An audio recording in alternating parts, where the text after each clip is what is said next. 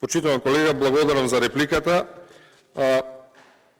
За намирување на обврските и исполнување на одредбите од овој договор на заем се предвидува рокот на отплата на заемот да биде 12 години и со вклучен грејс период од 2 години. Отплатата СМ ќе ја врши на 21 полугодишна рата кои што пристигнуваат за плаќање на 8 март и 8 септември секоја година.